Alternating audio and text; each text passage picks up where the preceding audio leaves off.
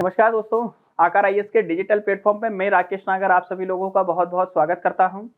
दोस्तों, पटवारी तथा ग्रुप 2 सब ग्रुप 4 वाली जो हमारी परीक्षा है आयोजित होने वाली है। जल्द मार्च 13 से हमारे पेपर स्टार्ट होंगे। उसमें एक नया टॉपिक हमारा जुड़ा है प्रबंधन वाला। थोड़ा सा हम सबको परेशान भी कर रहा है और पढ़ने में शब्दावली के दृष्टिकोण से देखें या कंटेंट के दृष्टिकोण से देखें, बिल्कुल नया सा हमें लग रहा है। पढ़ने समझने में हमें थोड़ी कठिनाई आ रही है। 25 क्वेश्चन वहां से पूछे जाएंगे। इस तरह से हम ये कह सकते हैं कि हमारी जो सफलता होगी अंतिम, उसमें उसका बड़ा योगदान होगा।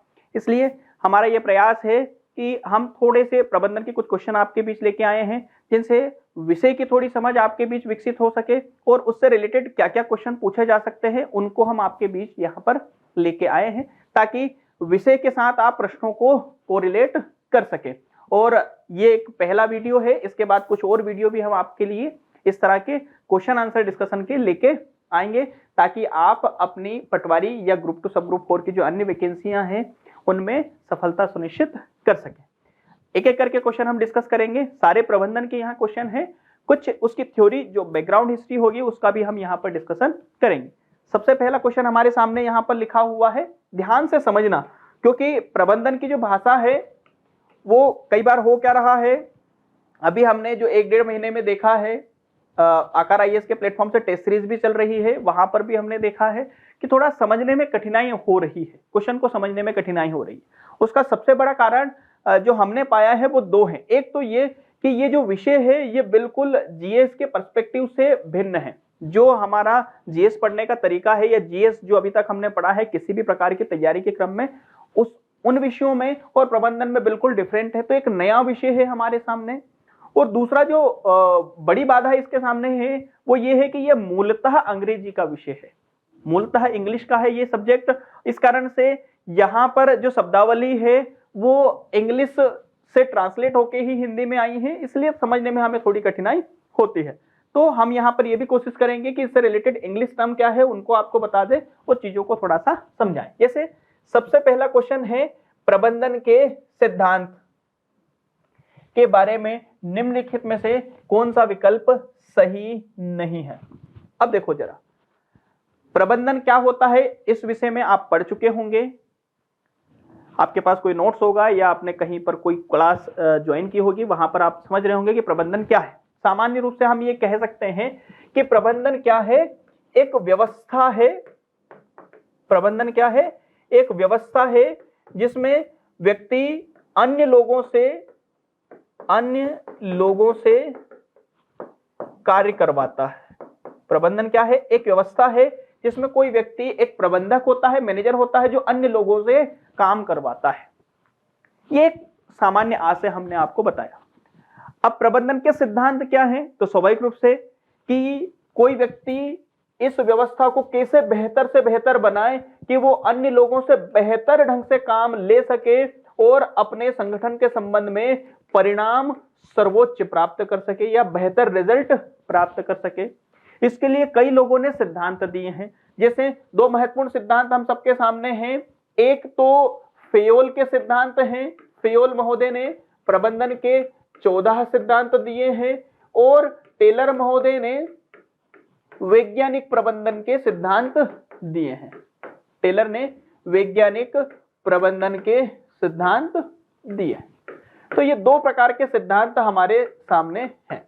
क्वेश्चन हमसे पूछा है कि प्रबंधन के जो सिद्धांत हैं इनके बारे में निम्नलिखित में से कौन सा विकल्प सही है, कि प्रबंधन का जो सिद्धांत है या प्रबंधन की जो प्रक्रिया है वो किस तरह की होती है, उसके बारे में गलत क्या है। तो अगर हम विकल्पों पे यहां पर जाएं तो 4 विकल्प हमारे सामने हैं। स्वाभाविक रूप से एक विकल्प दे रखा है, यह सार्वभौमिक क्रिया है।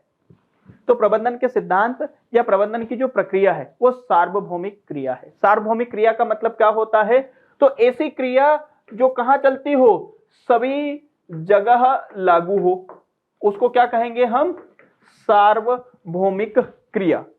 सभी जगह लागू हो, इसका मतलब यह है कि कोई भी व्यवस्था, चाहे वो व्यावसायिक हो या गैर व्यावसायिक हो। गैर व्यावसायिक का मतलब वो राजनीतिक व्यवस्था हो सकती है, राजनीतिक संगठन हो सकता है, कोई सामाजिक संगठन हो सकता है, कोई धार्मिक संगठन हो सकता है। तो कोई भी ऐसा संगठन, चाहे वहां पर राजनीति की जा रही हो, सामाजिक रूप से चीजों को अवेयर किया जा रहा हो, धार्मिक रूप से कोई संगठन हो या व्यावसायिक संगठन हो जहां पर कोई व्यापार किया जा रहा था, चाहे थोक व्यापार हो, चाहे फुटकर व्यापार हो, चाहे किसी चीज का उत्पादन किया जा रहा हो, हर जगह आप देखोगे तो वहां पर प्रबंधन होता ही होता है। इसका मतलब ये कह सकते हैं हम कि प्रबंधन सार्वभौमिक क्रिया है, सभी जगह लागू होती है। तो ये तो विकल्प हमारा क्या हो जाएगा, सही हो जाएगा। फिर दूसरा विकल्प हम देखें, ये क्या है, गतिशील क्रिया है। प्रबंधन के सिद्धांत या प्रबंधन की जो प्रक्रिया है वो कैसी है, गतिशील है। गतिशील का मतलब होता है डायनेमिक, सार्वभौमिक का मतलब होता है यूनिवर्सल। गतिशील का आज से हम ये कह सकते हैं कि ये संगठन जब हमारा बनता है, कोई फर्म बनती है, कोई बिजनेस शुरू होता है, तभी से लेकर के पहले दिन से लेकर के जब तक हमारा संगठन या हमारी फर्म चलेगी, तब तक प्रबंधन की प्रक्रिया लगातार चलती रहती है। क्लियर है, लगातार चलती रहती है और अलग अलग परिस्थितियों में अलग अलग समय पे प्रबंधन की प्रकृति भी बदलती चली जाती है। इस तरह से हम कह सकते हैं कि यह गतिशील प्रक्रिया है, डायनेमिक प्रोसेस है, स्थिर क्रिया नहीं है, स्टैटिक या स्थैतिक नहीं है, रुकी हुई प्रक्रिया नहीं है। कैसी है, गतिशील है, लगातार चलती रहती है। तो ये भी सही है, बिल्कुल सही है। अगला हमारा विकल्प है हमारे सामने, यह निर्णय निर्माण की क्रिया है। अब बहुत अच्छी बात है, हमने कहा प्रबंधन की प्रक्रिया एक व्यवस्था है जिसमें कोई व्यक्ति अन्य लोगों से काम करवाता है। तो स्वाभाविक रूप से जब अन्य लोगों से काम करवाया जाएगा तो उन्हें कार्य सौंपे जाएंगे, कार्यों के बारे में उन्हें मार्गदर्शित किया जाएगा और कार्यों में जहां कठिनाई आ रही होगी उन कठिनाइयों को दूर करने के लिए कुछ नए विकल्प खोजे जाएंगे, नए विकल्प दिए जाएंगे। इसका मतलब यह हुआ कि प्रबंधन की प्रक्रिया में निर्णय निर्माण जरूर होगा, डिसीजन मेकिंग जरूर होगी। आ रही बात समझ में? तो प्रबंधन की प्रक्रिया या प्रबंधन के सिद्धांत में ऊपर के तीनों विकल्प हमारे क्या है, सही है। चौथा विकल्प क्या है, तो इसमें बोला गया है कि प्रबंधन में अनुशासन की आवश्यकता नहीं है। अब ये तो बिल्कुल गलत ही बात हो गई। हमने कहा कोई व्यक्ति प्रबंधक है, मैनेजर है, वो अन्य लोगों से काम करवा रहा है। काम कब करवाएगा, जब उन लोगों को काम सौंपेगा। काम सौंपे, काम के बारे में अधिकार सौंपे, कार्यों के बारे में उन लोगों को उत्तरदायित्व दिए और उनको एक व्यवस्था बना के दी जिसमें वो लोग काम कर सके। अब अगर वो लोग जो काम कर रहे हैं किसी संगठन में, वो अपने मैनेजर की बात को ना मानते हुए अपनी इच्छा से काम करना शुरू कर दे, तो वो अनुशासन होगा क्या? अनुशासन बिल्कुल नहीं होगा। इसका मतलब यह है कि प्रबंधन की प्रक्रिया में अनुशासन बड़ा ही महत्वपूर्ण तत्व होता है। इसलिए क्योंकि हमसे विकल्प सही नहीं पूछा है, तो यही विकल्प हमारा क्या है, सही नहीं है। इसकी बजाय अगर मान लो ये होता कि प्रबंधन में अनुशासन अनिवार्य होता है, तो ये विकल्प क्या हो जाता हमारा, सही हो जाता। आ रही बात समझ में? सिंपल है, याद रखना। लेकिन प्रबंधन के क्वेश्चन को सही करने के लिए प्रबंधन के जो डायनेमिक्स हैं उनको हमें समझना होगा, एक बात। दूसरी बात, प्रश्न की प्रकृति को और प्रश्न क्या पूछना चाह रहा है उसको भी समझना होगा, और विकल्पों में क्या बात निर्देशित हो रही है उसको भी हमें समझना होगा, तब जाकर के हमारा सवाल सही होगा। याद रखना, गणित हो या रीजनिंग, इंग्लिश हो या हिंदी, जीके हो, साइंस हो या कंप्यूटर, ये ट्रेडिशनल सब्जेक्ट हैं। इनमें हर कोई बहुत अच्छा करने वाला है, लेकिन अंतिम सफलता के लिए प्रबंधन में जो व्यक्ति अच्छा करेगा वही लिस्ट में अपना नाम पाएगा। तो इस बात को अच्छे से समझ लेना। और प्रबंधन के क्वेश्चन को मैं आज लेके आया हूं, लगातार इस तरह से कुछ क्वेश्चन आपके बीच लेके आऊंगा यूट्यूब के माध्यम से और एप्लीकेशन पर भी, तो आप वहां पर ये क्वेश्चन लगा करके अपनी तैयारी को मजबूत कर सकते हैं। दूसरा प्रश्न देखो जरा, प्रबंधन के सिद्धांत के बारे में निम्नलिखित में से कौन सा सही विकल्प, सॉरी ये तो क्वेश्चन हमारा रिपीट हो गया। अगला क्वेश्चन हमारा यहां से है, प्रबंधन के सामान्य सिद्धांत। प्रबंधन के सामान्य सिद्धांत ध्यान से समझना। सभी प्रबंधन समस्याओं के लिए, सभी प्रबंधन समस्याओं के लिए पूर्व निर्धारित समाधान प्रदान नहीं करते हैं। क्योंकि अब क्वेश्चन को समझो जरा, ये क्या कहना चाह रहा है। तो इस क्वेश्चन में कहना चाह रहा है कि प्रबंधन के जो सिद्धांत हैं, जिनमें प्रबंधन के सामने कौन कौन सी समस्याएं आती हैं, उन समस्याओं का समाधान कैसे किया जाएगा, इसके बारे में बताया जरूर जाता है, बताया जरूर जाता है, लेकिन सभी प्रबंधकीय समस्याओं के लिए पूर्व में निर्धारित समाधान प्रदान नहीं किया जा सकता। क्यों नहीं किया जा सकता? क्योंकि देखो, दो चीजें अभी पहले वाले चैप्टर में हमने, पहले वाले क्वेश्चन में हमने पढ़ी, उसमें बोला कि ये जो प्रक्रिया है ये कैसी है? सार्वभौमिक है। प्रबंधन जो है वो कैसी प्रक्रिया है? सार्वभौमिक है। और फिर हमने देखा था डायनामिक है। ठीक है, कैसी है? डायनामिक है। इन दोनों ही कारण से, क्योंकि सार्वभौमिक होने के कारण ये सभी गतिविधियों में लागू होती है, और सभी गतिविधियों में जब ये लागू होगी तो सभी जगह की समस्याएं कैसी होंगी? समस्याएं भिन्न होंगी। जब समस्याएं भिन्न होंगी तो उनके उपाय भी क्या होंगे? अलग अलग होंगे। और अलग अलग डायनामिक है तो ये निरंतर रूप से क्या होती है? निरंतर रूप से चलती रहती है। और नई नई समस्याएं जब उत्पन्न होती हैं तो उनके नए नए समाधान खोजे जाते हैं। तो यदि मान लो कोई प्रबंधन का सिद्धांत पहले से ही सभी प्रकार की प्रबंधकीय समस्याओं के लिए निर्धारित सिद्धांत दे दे कि ये समस्या है तो ये सुझाव है, ये समस्या है तो ये उपाय आप कर लोगे तो आपकी समस्या का समाधान हो जाएगा, ये कभी संभव है ही नहीं। आई बात समझ में? अब इसके विकल्प को हम थोड़ा सा देखते हैं। क्वेश्चन को हमने समझ लिया कि वो क्या पूछना चाह रहा है। अब देखो, अगर हम विकल्पों को देखें तो इसमें कहा गया है कि वे व्यवसाय से संबंधित मुद्दों के लिए सामान्य दिशा निर्देश के रूप में कार्य करते हैं। ठीक है, अर्थात जो सामान्य प्रबंधन के सिद्धांत हैं वो व्यवसाय के सामान्य दिशा निर्देश होते हैं, विशिष्ट दिशा निर्देश नहीं होते हैं। ठीक है, आगे हम देखें, ये बिल्कुल सही है, सामान्य है। अगला हमने बोला वास्तविक व्यावसायिक मुद्दे बहुत जटिल होते हैं। वास्तविक व्यावसायिक मुद्दे बहुत क्या होते हैं? जटिल होते हैं। बिल्कुल सही है कि प्रबंधन के सिद्धांत में आपको कुछ जो महत्वपूर्ण समस्याएं होती है उनके बारे में तो पहले से निर्धारित समाधान दे दिए जाते हैं, लेकिन जब आप व्यवसाय करने जाते हो तो कई नई नई प्रकार की समस्याएं आपके सामने आएंगी।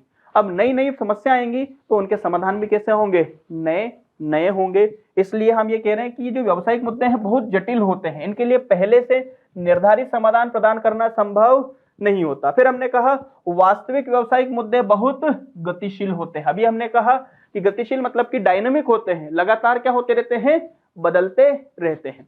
तो आपसे ये पूछा गया है कि आखिर प्रबंधन के सामान्य सिद्धांत किस कारण से प्रबंधन की समस्याओं का सामान्य समाधान नहीं दे पाते हैं? तो ये तीनों ही कारण सही है। अर्थात हमारा जो आंसर होगा वो क्या होगा?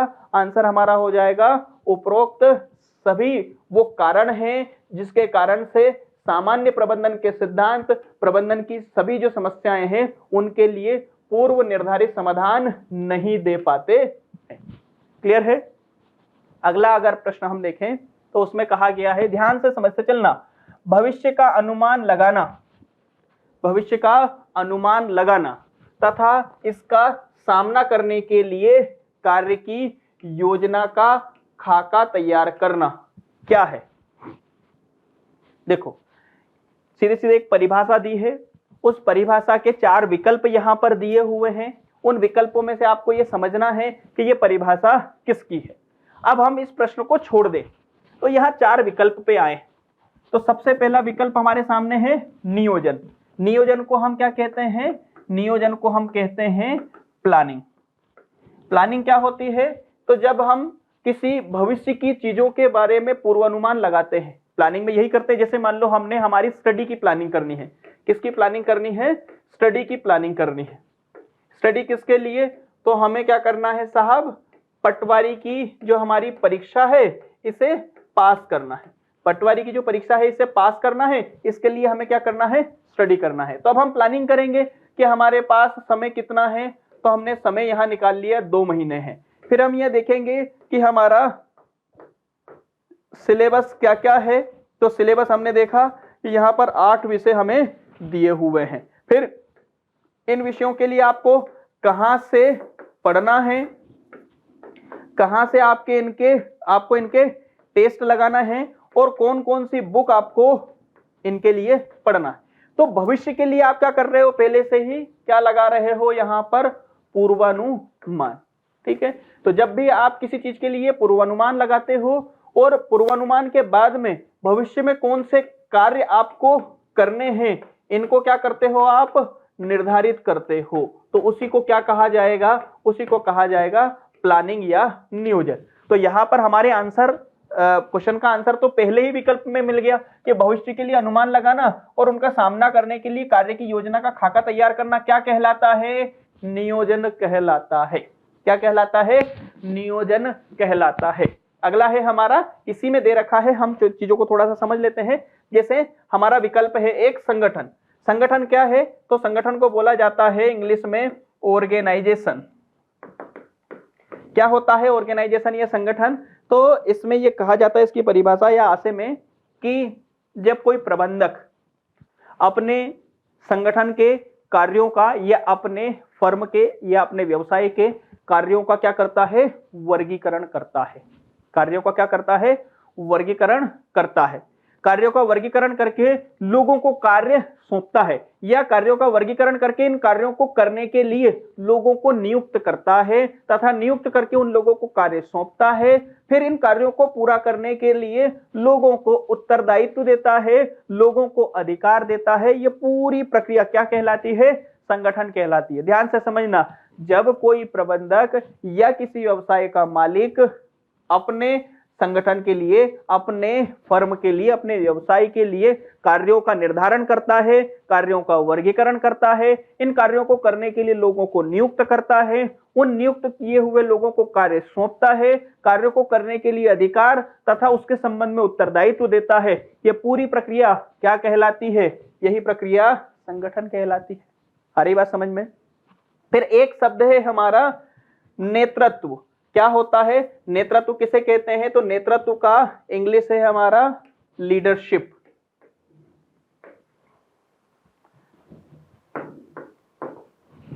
लीडरशिप क्या होती है, लीडरशिप तो सिंपल है, जो संगठन के अंदर काम कर रहे लोग हैं, जैसे मैं प्रबंधक हूं, मैनेजर हूं या मालिक हूं, मेरे संगठन के अंदर मान लो 50 लोग काम कर रहे हैं, तो ये जो 50 लोग काम कर रहे हैं, इन लोगों का जब क्या किया जाता है, मार्गदर्शन किया जाता है, तथा इन लोगों को कार्य करने के लिए क्या किया जाता है, प्रेरित किया जाता है, तथा संगठन या हमारी फर्म के उद्देश्य प्राप्त किए जाते हैं। तो ये सारे काम कौन करता है, ये सारे के सारे काम एक नेता के द्वारा किए जाते हैं। तो नेता का क्या काम है किसी संगठन में, संगठन के अंदर जो लोग काम कर रहे हैं उन लोगों का मार्गदर्शन करना, उन लोगों को कार्य करने के लिए प्रेरित करना और संगठन के उद्देश्यों को प्राप्त करना। किसका काम है, एक नेता का काम है, एक लीडर का काम है। इस तरह का सवाल आपसे पूछा जा सकता है, जैसे यहां पर इस तरह का सवाल पूछा, इसकी जगह पूछा जाएगा कि किसी संगठन के अंदर जो अनुयायी हैं, जो अधीनस्थ हैं, उनका मार्गदर्शन करना तथा उनसे कार्य करवाना तथा संगठन के उद्देश्यों को प्राप्त करना किसका काम है। तो यहां पर इस तरह के विकल्प होंगे, उसमें किसका काम हो जाएगा, ये लीडर का काम हो जाएगा, नेतृत्व का काम हो जाएगा। अगला हमारे सामने विकल्प दिया हुआ है अभिप्रेरणा। अभिप्रेरणा को इंग्लिश में बोला जाता है मोटिवेशन। अब मोटिवेशन क्या है, ये तो हम सब बहुत अच्छे से समझते हैं कि संगठन के अंदर जो लोग काम कर रहे हैं उनको अलग अलग कार्य सौंपे भी गए हैं, लेकिन वो उन कार्यों को बेहतर ढंग से करें या उन कार्यों को करने में उन लोगों की रुचि बनी रहे, इसके लिए ये जरूरी है कि वो उस कार्य के प्रति अभिप्रेरित हों, उनके अंदर कार्य करने की इच्छा जागृत हो। इसके लिए क्या किया जाता है, इसके लिए उन्हें मोटिवेट किया जाता है। मोटिवेट करना किसका काम है, नेतृत्व का काम है। इस अभिप्रेरणा में क्या क्या शामिल है, तो ये दो तरह का होता है, एक तो होता है वित्तीय और एक होता है गैर वित्तीय। वित्तीय का मतलब जिसमें कोई लाभ दिखाया जाए, जैसे उनका क्या कर दिया जाए, वेतन बढ़ा दिया जाए, जैसे उनको क्या दे दिया जाए, बोनस दे दिया जाए। ठीक है, तो ये सब के सब क्या है, ये वित्तीय अभिप्रेरण है। उनसे कहा जाता है कि आप यदि इस काम को इस समय में पूरा करेंगे तो आपको इतना इंसेंटिव मिलेगा। जो व्यक्ति साल भर में इतना उत्पादन करेगा या इतनी सेल करेगा, उस व्यक्ति की सैलरी में 20% का इंक्रीमेंट कर दिया जाएगा। तो ये वेतन वृद्धि या बोनस देना, ये सब, या बीमा देना, ठीक है, या फिर जैसे हम कहते हैं HRA, ठीक है, हाउस रेंट अनाउंसमेंट जो होता है या अनाउंसेस जो होते हैं, ठीक है, घर जो दिए जाते हैं लोगों को, या जो लोग किसी संगठन में या व्यवसाय में काम कर रहे हैं उनके जो कर्मचारी हैं, कर्मचारियों के जो बच्चे हैं उनको स्कूल या कॉलेज में एडमिशन दिलवाना, उनके हेल्थ के लिए हॉस्पिटल का जो इलाज है खर्चा है उसके लिए पैसे देना, ये सब क्या है? वित्तीय अभिप्रेरणा है। इसके अलावा कुछ गैर वित्तीय अभिप्रेरणा भी होती है। गैर वित्तीय अभिप्रेरणा का मतलब क्या है? तो उनको सम्मान देना, उन लोगों को समय समय पर क्या देना? पुरस्कार देना, उन लोगों से निर्णय में सुझाव लेना, ये सब क्या है? गैर वित्तीय अभिप्रेरणा है, जिसके माध्यम से कर्मचारी अपने संगठन के उद्देश्यों की प्राप्ति के लिए निरंतर प्रयास करते रहते हैं। क्लियर है? तो इस तरह से सवाल आएंगे और उनके विकल्प बड़े सिंपल आसान होंगे। बस हमें क्वेश्चन को समझना है, क्वेश्चन की भाषा को समझना है, वो क्या पूछना चाह रहा है उसको समझना है, फिर विकल्प क्या दिए हुए हैं उन विकल्पों को भी बहुत अच्छे से पढ़ना है। जितना ज्यादा समय हम चीजों को देंगे, यहां पर प्रश्न पढ़ेंगे, उसके विकल्प पढ़ेंगे, उतना ही हमारा सवाल सही होने की गुंजाइश बढ़ जाएगी। अगला हमारा सवाल है, निम्नलिखित में से क्या निर्णय प्रक्रिया की प्रकृति नहीं है? निर्णय प्रक्रिया की प्रकृति नहीं। सिंपल है, एक प्रोसेस हमसे पूछी जा रही है, किसकी? निर्णय लेने की। निर्णय मतलब क्या है? कि जो हमारे पास विकल्प अवेलेबल हैं उन विकल्पों में से सबसे अच्छा विकल्प चुनना, यही क्या कहलाता है? निर्णय। ठीक है, अब निर्णय प्रक्रिया की प्रकृति नहीं है, इसका नेचर नहीं है, वो हमसे पूछा गया है। देखो जरा, हम विकल्पों पे देखते हैं, फिर आंसर इसका देखेंगे क्या होगा। सबसे पहला विकल्प दे रखा है, परिस्थितियों और उद्देश्यों के अनुसार सर्वोत्तम विकल्प का चयन करना। बिल्कुल सही है, तो इसकी परिभाषा ही है, बिल्कुल ये परिभाषा है कि जो हमारे पास विकल्प हैं, परिस्थिति और उद्देश्य के अनुसार उन विकल्पों में से सर्वोत्तम विकल्प चुनना, ये तो निर्णय प्रक्रिया का अंग है ही है। बिल्कुल सही है। आगे हम देखें, चिंतन और तर्क का प्रयोग, बिल्कुल 100% सही है। चिंतन और तर्क का प्रयोग तो निर्णय में किया ही जाता है, क्योंकि हमारे पास जब बहुत सारे विकल्प होंगे तो हम ऐसे ही तो किसी विकल्प को चुन नहीं लेंगे, अलग अलग विकल्पों के बारे में हम क्या करेंगे? चिंतन करेंगे, और कौन सा सही है और कौन सा गलत है इसके लिए क्या करेंगे? तर्क करेंगे। तो तर्क और चिंतन तो निर्णय प्रक्रिया का अंग है ही है। बिल्कुल सही है। आगे हम चलें, आगे हमारा विकल्प दे रखा है, निर्णय प्रक्रिया समय सापेक्ष नहीं है। यहां पर गड़बड़ है, ध्यान रखना। समय सापेक्ष का मतलब, निर्णय प्रक्रिया तो हमें पता चल ही चुका है, डिसीजन प्रोसेस। इस समय सापेक्ष का मतलब, इसे हम इंग्लिश में लिख देते हैं टाइम रिलेवेंट। क्या निर्णय लेने की प्रक्रिया का समय से संबंध है? तो 100% समय से संबंध है, क्योंकि अलग अलग समय में अलग अलग निर्णय लिए जाएंगे। कोई एक निर्णय किसी एक समय में लिया गया है, वो जरूरी नहीं कि आगे वाले समय में वैसा का वैसा ही लागू हो। इसका मतलब यह है, यह विकल्प यहां कैसा सही होता? निर्णय प्रक्रिया समय सापेक्ष है, बिल्कुल, लेकिन विकल्प में क्या दिया है? समय सापेक्ष नहीं है। तो यह विकल्प हमारा क्या हो जाएगा? गलत। हमसे पूछा क्या गया है? गलत ही विकल्प पूछा गया है, तो गलत विकल्प हमें छांटना था कि निर्णय प्रक्रिया समय सापेक्ष नहीं है, यह विकल्प गलत है। हमारा जो निर्णय प्रक्रिया है वो समय सापेक्ष होती है। डी विकल्प क्या था, इस पर भी चर्चा कर लेते हैं। निर्णय प्रक्रिया हमेशा कैसी होती है? उद्देश्यपूर्ण होती है। बिल्कुल स्वाभाविक है कि भाई कोई निर्णय हम ले रहे हैं, कोई डिसीजन ले रहे हैं, विभिन्न विकल्पों में से कोई एक विकल्प चुन रहे हैं, तो स्वाभाविक रूप से उसका कोई उद्देश्य होगा। बिना उद्देश्य के तो निर्णय प्रक्रिया होगी ही नहीं, उसका कोई ना कोई उद्देश्य होगा ही होगा। तो इस तरह से सवाल पूछे जाएंगे, नहीं या सत्य असत्य इस तरह का दिया हुआ होगा तो उसको अच्छे से हमें क्वेश्चन में पढ़ना है, उसके बाद विकल्पों को अच्छे से पढ़ना है, फिर हमें डिसीजन लेना है। अगला हमारा सवाल है, औपचारिक संगठन के लक्षण। औपचारिक संगठन क्या होता है दोस्तों? तो दो प्रकार के संगठन होते हैं, एक तो औपचारिक संगठन होता है और एक संगठन होता है जिसे हम कहते हैं अनौपचारिक। अनौपचारिक, फॉर्मल और इनफॉर्मल। औपचारिक संगठन किसे कहते हैं? तो ऐसा संगठन जिसे निश्चित नियमों के तहत गठित किया जाता है। अर्थात जब कोई संगठन बनाया जा रहा है, यहां संगठन की बात है, संगठन के बारे में अभी हमने बोला था आपको, क्या ध्यान से समझो जरा। संगठन किसे कहते हैं? तो संगठन में क्या होता है? सबसे पहले कार्यों का क्या होगा? निर्धारण होगा। फिर कार्यों का क्या होगा? वर्गीकरण होगा। फिर क्या होगा दोस्तों? तो कार्यों का आवंटन होगा। किनको? इसी प्रक्रिया में हम वर्गीकरण के बाद ही यहां ले सकते हैं, लोगों को कार्य करने के लिए क्या किया जाएगा? नियुक्त किया जाएगा, नियुक्ति होगी। फिर उन लोगों को कार्यों का आवंटन होगा। फिर क्या होगा? तो उन लोगों को कार्य करने के लिए क्या दिए जाएंगे? अधिकार दिए जाएंगे, और उन कार्यों के संबंध में लोगों को दायित्व दिए जाएंगे, रिस्पॉन्सिबिलिटी दी जाएगी। ये पूरी की पूरी प्रक्रिया किसका हिस्सा है? संगठन का हिस्सा है। ध्यान से समझना, किसका हिस्सा है? संगठन का हिस्सा है। अब इसी संगठन को हम दो भागों में बांट देते हैं, एक औपचारिक है और एक अनौपचारिक है। औपचारिक संगठन क्या होते हैं? तो ऐसे सारे के सारे संगठन जो कुछ निश्चित नियमों के तहत गठित होते हैं, उन्हें औपचारिक संगठन कह देते हैं। और जो बिना किसी नियम के, किसके?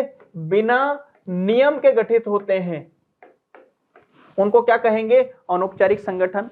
ठीक है, दोनों ही प्रकार के संगठनों में कार्य यही होंगे। ठीक है, संगठन की पूरी की पूरी जो प्रक्रिया है वो इसी तरह से संपन्न होंगी, लेकिन औपचारिक में नियम होंगे और अनौपचारिक में कोई नियम नहीं होंगे। क्लियर है?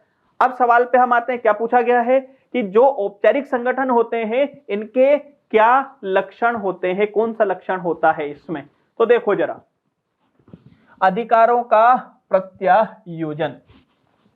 अब मुझे ये बताइए आप कि यहां पर औपचारिक संगठन है, इसमें कार्यों का निर्धारण था, वर्गीकरण था, फिर कार्यों का आवंटन था, नियुक्ति थी, और इसमें एक बात हमने आपको बताई थी, इसमें क्या हो रहा है? अधिकारों का प्रत्यायोजन हो रहा है। बिल्कुल सही है। ठीक है, तो ये विकल्प हमारा क्या हो जाएगा? सही हो जाएगा। अन्य विकल्पों को एक बार चेक कर लेते हैं कि इसमें पारस्परिक मैत्रीपूर्ण संबंध होते हैं। साहब, जो औपचारिक संगठन है जिसमें कुछ निश्चित नियम है, इसमें पारस्परिक औपचारिक संगठन नहीं होते हैं। इसमें क्या होते हैं? औपचारिक संबंध होते हैं। इसमें कोई बॉस होता है, कोई सबऑर्डिनेट होता है, कोई लेबर होता है, कोई मैनेजर होता है, कोई मालिक होता है। ठीक है, तो इसमें पूरी एक हायरार्की सिस्टम होता है। उस हायरार्की सिस्टम के तहत ही लोग अपने अधीनस्थों को आदेश देते हैं और अधीनस्थ अपने हायरर या अपने सुपीरियर को फीडबैक देते हैं। तो इसमें निश्चित नियम होते हैं, तो यहां पर तो पारस्परिक संबंध तो हो ही नहीं सकते, तो ये औपचारिक संगठन का लक्षण तो हो ही नहीं सकता। ये किसका है? ये अनौपचारिक संगठन का लक्षण है, क्योंकि इसमें कोई नियम नहीं होते हैं। सामान्य रूप से ये जो अनौपचारिक संगठन होते हैं, ये कहां हमें देखने को मिलते हैं? तो जितनी भी पॉलिटिकल पार्टीज होती हैं, राजनीतिक दल होते हैं, ये सब किस तरह से गठित होते हैं? अनौपचारिक रूप से। अब इसमें जितने भी नेता होते हैं, बताओ जरा, जो भी पार्टी है, कांग्रेस है, बीजेपी है, उनमें जो नेता हैं उन सबके बीच कैसे संबंध होते हैं? मैत्रीपूर्ण संबंध होते हैं। लेकिन एक संगठन जैसे रिलायंस इंडस्ट्री देखें हम, तो क्या रिलायंस इंडस्ट्री और उसके जो अन्य मैनेजर हैं और अन्य मैनेजर के अलावा अन्य जो लेबर हैं, उनके बीच कोई मैत्रीपूर्ण संबंध है? नहीं है। उनके कैसे संबंध है? फॉर्मल संबंध है, औपचारिक संबंध है।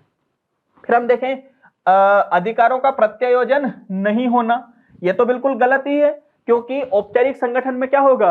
कार्य दिए जाएंगे, कार्य के बाद अधिकार क्या दिए जाएंगे? उन लोगों को कार्य करने के लिए स्वाभाविक रूप से अधिकार सौंपे ही जाएंगे। तो अधिकारों का क्या होगा? प्रत्यायोजन। प्रत्यायोजन क्या है? इसे इंग्लिश में बोला जाता है डेलीगेशन। ठीक है, क्या बोला जाता है? डेलीगेशन, जिसमें अधिकारों का अंतरण होता है। एक व्यक्ति के पास पहले अधिकार थे, वो अन्य लोगों के पास चले जाते हैं। तो ये विकल्प भी गलत है।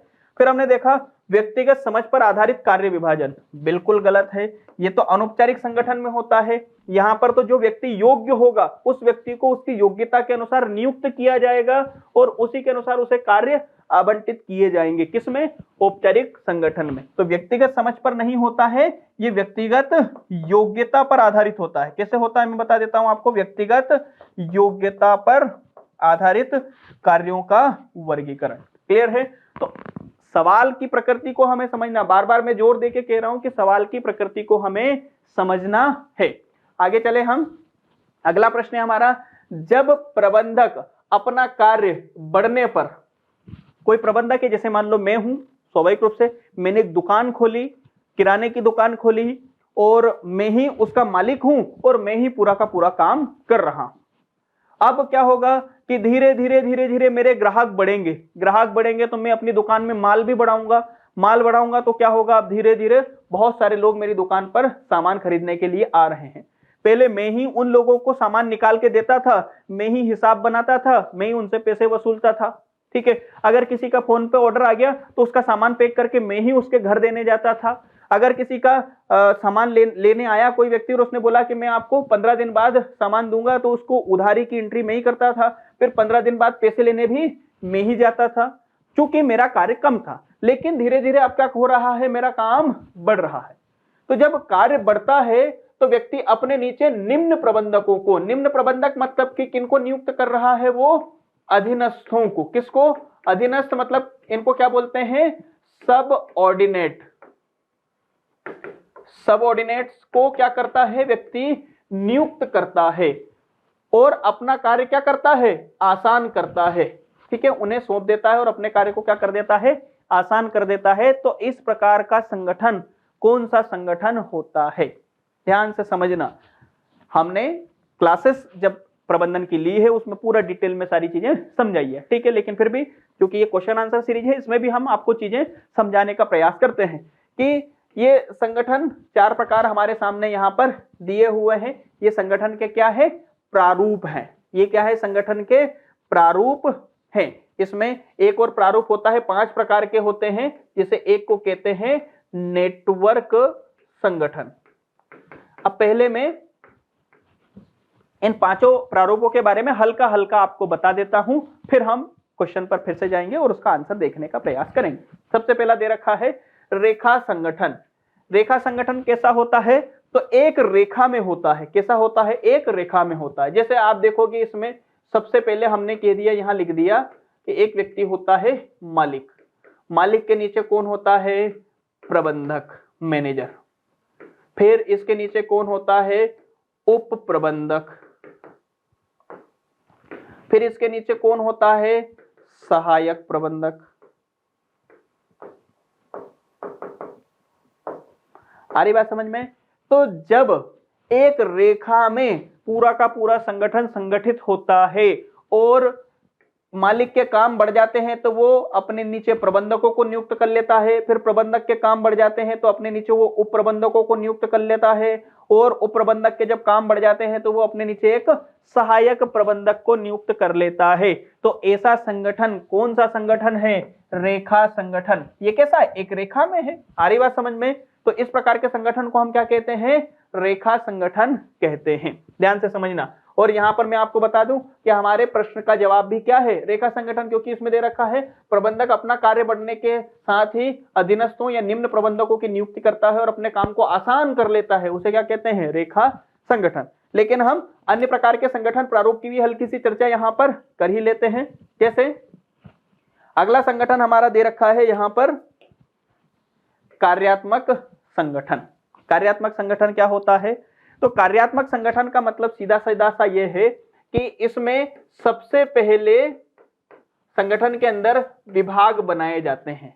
विभाग कैसे होते हैं, तो हम सबको पता है कि जो कार्य है उनमें समान प्रकृति के जो कार्य हैं, समान प्रकृति के जो कार्य हैं, उन कार्यों को क्या कर दिया जाता है, एक जगह इकट्ठा कर दिया जाता है। एक जगह इकट्ठा कर दिया जाता है और इकट्ठा करके क्या बना दिया जाता है, विभाग बना दिए जाते हैं। जैसे समझो जरा कैसे कैसे विभाग बनेंगे। तो एक संगठन है, उसमें एक विभाग है वित्त विभाग, एक विभाग है उत्पादन विभाग, एक विभाग है विक्रय विभाग, एक विभाग है इसको हम कह सकते हैं लेखा विभाग।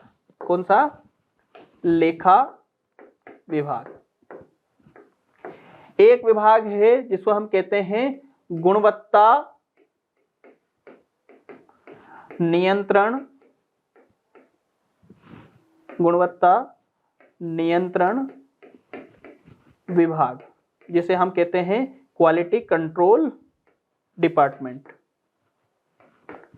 तो ये क्या हो रहे हैं, इतने सारे अलग अलग विभाग बन गए। ठीक है, वित्त विभाग का क्या काम होगा, हम सबको पता है, वित्त से रिलेटेड फंडिंग लाना, ठीक है, उस फंडिंग को बेहतर ढंग से डिस्ट्रीब्यूट करना। उत्पादन विभाग का क्या काम है, ज्यादा से ज्यादा उत्पादन और बेहतर गुणवत्ता का उत्पादन करना। विक्रय विभाग का क्या काम है, जो माल उत्पादित हुआ है उसे अच्छी कीमतों पर देश के अलग अलग बाजारों में बेचना। लेखा विभाग का क्या काम है कि जो भी संगठन के अंदर जो भी हमारे फर्म में आ रहा है, जो भी जा रहा है, जो भी हानि है, लाभ है, ठीक है, उन सबका लेखा जोखा करना। और ये QCD या QCM जिसे बोला जाता है, क्वालिटी कंट्रोल मैनेजर या मैनेजमेंट या क्वालिटी कंट्रोल डिपार्टमेंट, गुणवत्ता नियंत्रक विभाग, इसका काम क्या है कि उत्पादन जो हो रहा है उसकी गुणवत्ता बनी रहे, क्योंकि हमारा पूरा उद्योग जो है वो किसके ऊपर डिपेंड है, हमारे उत्पाद की गुणवत्ता के ऊपर। तो अच्छी गुणवत्ता का माल हमारा बना रहे, इसलिए एक ये विभाग भी है। तो जब क्या हो रहा है, समान प्रकृति के कार्यों को एक जगह इकट्ठा कर दिया जाता है और उनको मिला करके क्या बना दिया जाता है, विभाग बना दिया जाता है। इस तरह के अलग अलग विभाग होते हैं। तो इस प्रकार के संगठन ढांचे को हम क्या कहते हैं, कार्यात्मक संगठन। क्या कहते हैं, कार्यात्मक संगठन। फिर एक होता है प्रोजेक्ट संगठन। प्रोजेक्ट संगठन का मतलब क्या है, तो ये सामान्य रूप से वैसी कंपनियों में या वैसी फर्मों में लागू होता है जो अलग अलग क्षेत्रों में अलग अलग जगह जाकर के प्रोजेक्ट लेते हैं, अलग अलग जगह जाकर के अलग परियोजनाओं पर काम करते हैं। जैसे सामान्य रूप से हमने कहा कि कहीं पर क्या बनना है, जैसे इंदौर की बात करें हम, तो इंदौर शहर है हमारा, इंदौर शहर में क्या बन रहा है, तो इंदौर शहर में मेट्रो रेल का काम चल रहा है। अब मेट्रो रेल कोई कंपनी क्या लेगी, मेट्रो रेल बनाने की कंपनी क्या लेगी, जिसे हम कहते हैं ठेका लेना। क्या लिया है, ठेका मतलब कि कॉन्ट्रैक्ट। क्या लिया है, कॉन्ट्रैक्ट लिया है। अब ये हो सकता है कि इंदौर शहर में मेट्रो बन रही है, लेकिन जिस कंपनी ने ये ठेका लिया है ये कहां की है, मान लो हमने कह दिया ये कहां की है, दिल्ली की कंपनी है। तो अब ये दिल्ली की कंपनी कहां आएगी, इंदौर में आएगी। फिर ये अपने प्रोजेक्ट का एनालिसिस करेगी, इसको ठेका मिल चुका है, तो अब इसे पता है कि भाई इंदौर शहर में हमें विजयनगर से लेकर के भंवरकुआ के बीच में रेलवे ट्रेन या मेट्रो ट्रेन का हमें पहले तो पूरा का पूरा इंफ्रास्ट्रक्चर तैयार करना है, फिर रेल इस पे चलाना है। तो एक मैनेजर आएगा जिसे प्रोजेक्ट मैनेजर बोला जाता है। कहां से आएगा ये दिल्ली से आएगा प्रोजेक्ट मैनेजर। उसे कहां भेजा जाएगा, इंदौर भेजा जाएगा। इंदौर आके पूरा मूल्यांकन करेगा, फिर वो अपने कार्य की आवश्यकताओं के अनुसार जो जो काम उसे यहां पर करने हैं, अलग अलग लोगों को उन कार्यों को पूरा करने के लिए हायर करेगा। और हायर करके 2 साल में 3 साल में पूरा मेट्रो का काम करवाएगा और उसके बाद उन लोगों को टाटा बाय बाय बोल देगा। आ रही बात समझ में? फिर उनको क्या कर देगा, टाटा बाय बाय बोल देगा कि अब हमारा प्रोजेक्ट पूरा हो गया, आप जाइए।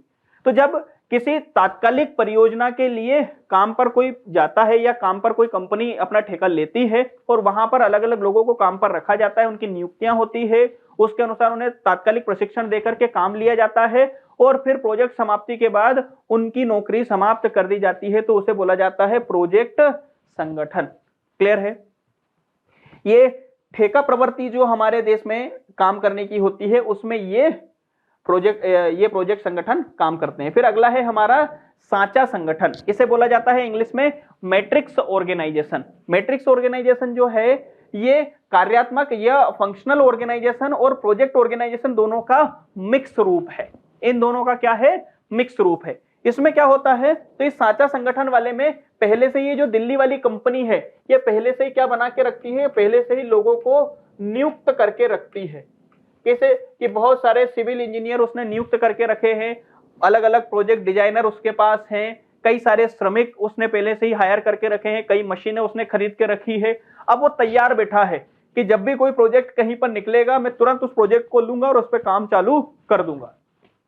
तो ये दिल्ली की कंपनी थी, मान लो कंपनी का नाम हमने कह दिया XYZ एक कंपनी थी। जैसे ही इंदौर शहर में मेट्रो रेल का प्रोजेक्ट निकला तो ये XYZ तुरंत आई और इसने सरकार से इंदौर में मेट्रो रेल बनाने का प्रोजेक्ट ले लिया और अपना एक जो मैनेजर पहले से नियुक्त था उस मैनेजर के साथ जो पूरी टीम थी और पूरा का पूरा जो मशीनरी था उसका उपकरण, उन सबको इंदौर भेज देगा। और तुरंत काम चालू कर देगा। अर्थात पर्टिकुलर प्रोजेक्ट पर उन्हें अलग से कोई नियुक्ति करने की आवश्यकता नहीं, वो पहले से नियुक्त करके बैठे हुए थे।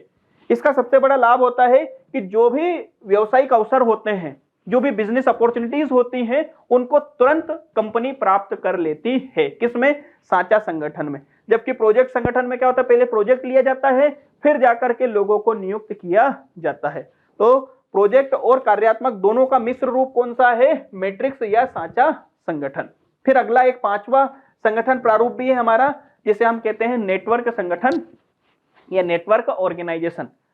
इसमें क्या होता है कि एक मूल कंपनी होती है, वह कंपनी अपने कार्यों को अलग अलग भागों में बांट देती है और अन्य कंपनियों को वो कार्य ट्रांसफर कर देती है। सामान्यतः इस तरह के कार्यों को हम जैसे ऑटोमोबाइल कंपनी में लें, या जो हमारी आईटी से रिलेटेड कंपनी, जैसे मान लो मोबाइल बनाने वाली कोई कंपनी है, तो वो क्या करती है, जैसे सैमसंग है, वो सैमसंग के मोबाइल बनाती है, लेकिन सैमसंग का मोबाइल जो हमारे हाथ में होता है, उसमें यह जरूरी नहीं है कि सारी चीजें सैमसंग की हो। बैटरी किसी कंपनी की हो सकती है, उसका टच स्क्रीन किसी और कंपनी का हो सकता है, उसकी बॉडी किसी और कंपनी की हो सकती है, कैमरा जिससे आप फोटो खींचते हो वो किसी और कंपनी का हो सकता है।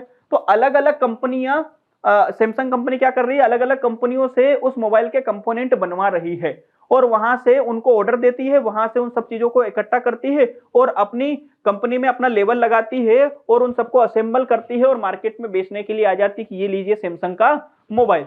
तो इस तरह की जो कंपनियां काम करती हैं, अर्थात अपने कार्यों को अलग अलग कंपनियों को ठेके पे दे देना और वहां से अपने अनुसार उनसे उत्पादन करवाना और उनके उत्पादों को अपनी कंपनी में ला करके असेंबल करके लोगों को बेचना, तो वो जो नेटवर्क संगठन होता है उसे कहते हैं हम नेटवर्क संगठन। क्लियर है? तो इस तरह का सवाल आएगा। हम थोड़ा सा डीप में जाकर के हर सवाल को थोड़ा सा एनालिसिस कर रहे हैं ताकि चीजें आप समझ पाए, ये क्वेश्चन का जो नेचर है, क्वेश्चन की जो प्रकृति है, उनको आप बेहतर ढंग से डील कर पाए। आगे हम देखें, यहां पर अगला प्रश्न है, अधिकार सौंपने के सिद्धांत में सिद्धांत है। अब अधिकार सौंपना क्या है?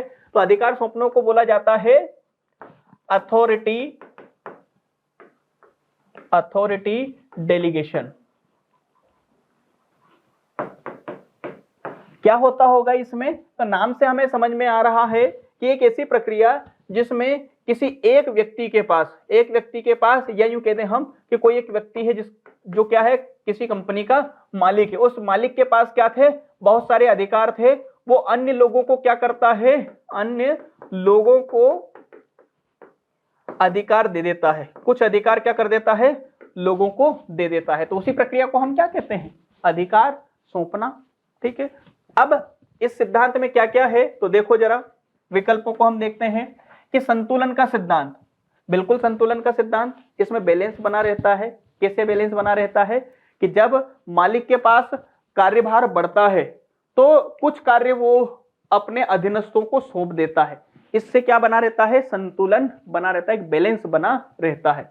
उत्तरदायित्व का सिद्धांत, बिल्कुल उत्तरदायित्व का सिद्धांत होता है इसमें, क्योंकि जब मालिक अपना कोई कार्य, अपना कोई अधिकार अपने अधीनस्थों को सौंपता है तो अधिकार के साथ साथ क्या देता है, वो उसको उत्तरदायित्व भी देता है।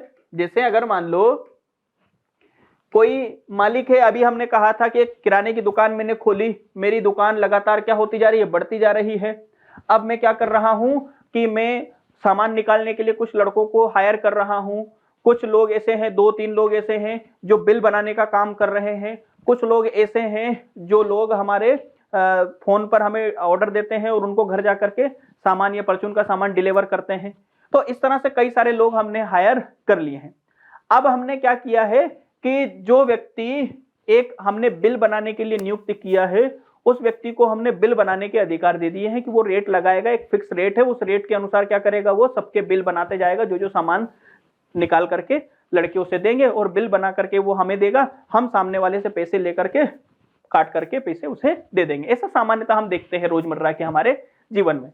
अब जो बिल बनाने वाला लड़का है उसको हमने बिल बनाने का अधिकार दिया है, साथ ही साथ क्या दिया है, उत्तरदायित्व, उसकी रिस्पॉन्सिबिलिटी है कि वो अच्छे से चेक करे कि जो सामान, जैसे मान लो आटा है तो आटा 10 कंपनियों का हो सकता है और 10 कंपनियों का रेट अलग अलग हो सकता है, तो जिस कंपनी का आटा ग्राहक ने खरीदा है उसी कंपनी के आटे के रेट वो वहां पर लगाए। तो ये उसका उत्तरदायित्व। अगर वो इसका पालन नहीं करेगा तो जो मालिक है वो क्या करेगा, उसको दंड देगा कि तू गड़बड़ कर रहा है, ठीक है, उसके पैसे काट लेगा, उसको वहां से हटा देगा। तो अधिकार सौंपने की प्रक्रिया में उत्तरदायित्व भी होता है। फिर इसमें क्या होता है, आदेश की एकता होती है। याद रखना, इसमें हमने अर्थात मालिक ने निर्णय लेने के अधिकार नहीं दिए हैं, निर्णय लेने के अधिकार इसमें नहीं दिए जाते, इसमें केवल कार्य करने का अधिकार दिया जाता है, उसके संबंध में उत्तरदायित्व दिए जाते हैं। उस कार्य के संबंध में कोई निर्णय कोई भी कर्मचारी मेरी दुकान का नहीं ले सकता है। इसलिए इसमें आदेश की एकता होती है, अर्थात जैसा मैं कहूंगा, अर्थात जैसा मालिक कहेगा वैसे उसके कर्मचारियों को करना पड़ेगा। तो अधिकार सौंपने का जो सिद्धांत है, अधिकार सौंपने की जो प्रक्रिया है, उसमें संतुलन का सिद्धांत भी काम करता है, उत्तरदायित्व का सिद्धांत भी कार्य करता है और आदेश की एक रूपता का सिद्धांत भी कार्य करता है। अर्थात हमारा सही विकल्प क्या हो जाएगा, उपरोक्त सभी। ठीक है, आगे हम देखें, अगला प्रश्न है हमारा विकेंद्रीकरण, डिसेंट्रलाइजेशन। सबसे पहले तो हम इसी को समझ लेते हैं, विकेंद्रीकरण क्या होता है। तो जब अधीनस्थों को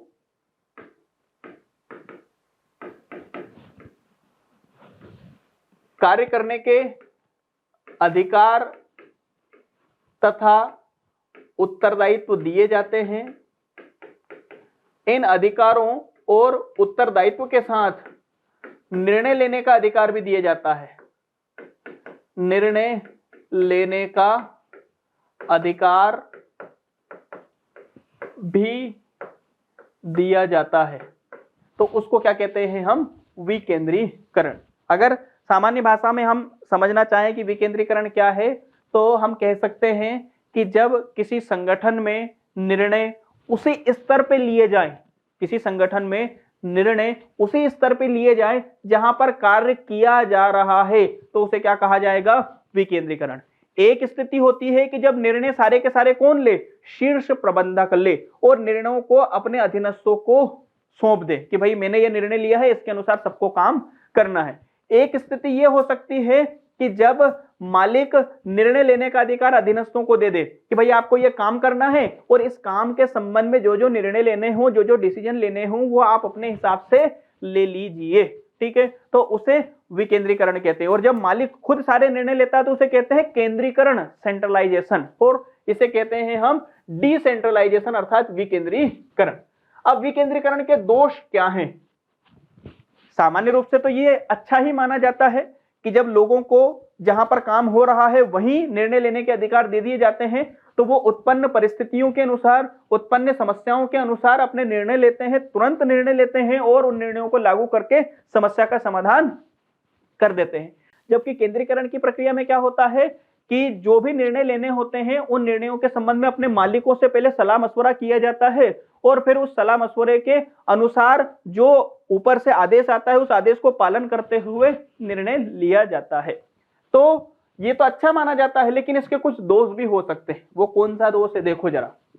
विकेंद्रीकरण से कार्यभार में कमी आती है, ये तो बिल्कुल सिंपल है कि जब उच्च प्रबंधक निर्णय लेने का अधिकार निम्न प्रबंधकों को दे देगा तो फिर उच्च प्रबंधक के कार्यभार में क्या आ जाएगी, कमी आ जाएगी।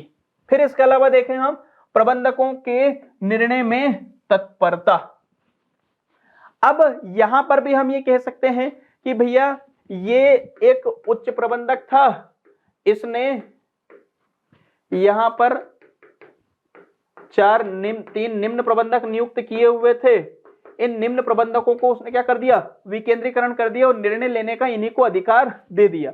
जब यहां पर कोई समस्या आएगी तो ये तुरंत उस समस्या का क्या करेंगे, समाधान करेंगे, अर्थात तुरंत निर्णय लेंगे। तो इसमें निर्णय लेने में क्या होती है, तत्परता होती है, क्योंकि पहले ये मालिक से पूछने नहीं जाएंगे, अपने हिसाब से क्या कर लेंगे, निर्णय ले लेंगे। बिल्कुल सही है, तो हमारा बी विकल्प भी सही हो जाएगा। फिर हम देखें कि नव प्रवर्तन के गुणों का विकास, इनिशिएटिव लेने की क्षमता या पहल क्षमता जिसे हम कहते हैं, या इनोवेशन की बात हम करते हैं, ये भी किसमें होता है, विकेंद्रीकरण में होता है। क्योंकि ये जो मालिक है इसका अपना एक माइंडसेट है, उस माइंडसेट से वो अपने सारे के सारे निर्णय लेता है और उसी के अनुसार अभी तक लेता आया है। लेकिन अब निर्णय लेने के अधिकार उसने इन मैनेजर्स को दे दिए हैं। ये नए नए पढ़ लिख करके मैनेजर आए हैं, इन सब का अपना अपना ज्ञान है, अपना अपना अनुभव है, उसके आधार पर उत्पन्न समस्याओं का ये समाधान करते हैं। तो संगठन में जो उत्पन्न हो रही समस्याएं हैं उनके जो समाधान है उसके नए नए विकल्प निकल करके हमारे सामने आते हैं। तो इससे नव प्रवर्तन संगठन में होता है। तो यह विकल्प भी विकेंद्रीकरण का लाभ ही है। तो ये तीनों तो क्या है, इसके लाभ हैं। लेकिन हानि क्या है, इसकी दोष क्या है?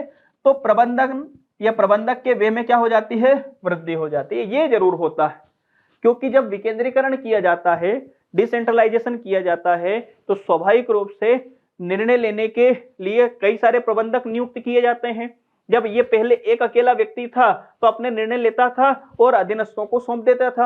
अब अलग अलग मैनेजर इसने नियुक्त कर दिए हैं, तो स्वाभाविक रूप से उन मैनेजर्स को सैलरी भी देनी पड़ेगी। जब सैलरी देनी पड़ेगी तो स्वाभाविक रूप से प्रबंधन का जो खर्चा है वो इससे क्या हो जाएगा, बढ़ जाएगा। तो हमारा प्रश्न के संबंध में आंसर क्या हो जाएगा, प्रबंध व्यय में वृद्धि। अब कुछ सवालों को हमने समझने का प्रयास किया है, उनके नेचर को मैंने समझाने का प्रयास किया है। आंसर के जो विकल्प हमारे सामने होंगे, इन विकल्पों को अच्छे से पढ़ना है, समझना, फिर हमें सही विकल्प पर आंसर लगाना है समझ करके। ठीक है, इस तरह के क्वेश्चन को और मैं आपके बीच लेके आता रहूंगा। इस वीडियो को अच्छे से देखें, प्रश्नों की प्रकृति को समझें, और उसके बाद में फिर कुछ क्वेश्चन आपके पास जो अवेलेबल हैं किसी नोट्स में, किसी बुक में, उनको लगाने का प्रयास करें, ताकि आपके ये जो वीडियो हमारा है ये कितना हेल्पफुल रहा है उसको आप समझ पाए। ठीक है, अब मैं कुछ चीजें आपको इसके साथ ही बता दूं कि इस तरह के जो प्रश्न हैं हमारे आकार आईएएस के एप्लीकेशन के माध्यम से एक टेस्ट सीरीज संचालित की जा रही है पटवारी के संबंध में। उस टेस्ट सीरीज में 30 प्रश्न पत्र हमारे डिजाइन किए हुए हैं। 30 प्रश्न पत्र का मतलब पूरा एक शेड्यूल है, उस शेड्यूल के अनुसार वो टेस्ट पेपर हमारे चल रहे हैं। उसमें प्रबंधन के सवाल इसी प्रकृति के हैं, उनका एक्सप्लेनेशन भी जैसा कि यहाँ पर एक्सप्लेनेशन दिया हुआ, इस तरह का एक्सप्लेनेशन वहां पर आपको मिल जाएगा। और जो पूरे 30 टेस्ट हैं वो 3-3 घंटे के हैं, 8-8 सब्जेक्ट पूरे वहां पर सब में डिस्ट्रीब्यूट किए गए हैं। मात्र 400 रुपए में ये टेस्ट सीरीज हमारी चल रही है, और उसमें प्रबंधन की जो कक्षा है आपको वो फ्री ऑफ कॉस्ट मिलेंगी। उस 400 रुपए की टेस्ट सीरीज में प्रबंधन की क्लासेस आपको निःशुल्क ही मिलेगी। तो यदि आपको ये इस तरह के प्रश्न कुछ हेल्पफुल लग रहे हैं तो आप टेस्ट सीरीज ज्वाइन करके और अपनी तैयारी को मजबूत कर सकते हैं, और वहां पर भी मुझसे जुड़ सकते हैं। हम कुछ क्वेश्चन लेकर के फिर से आपके बीच में आएंगे, तब तक के लिए नमस्कार।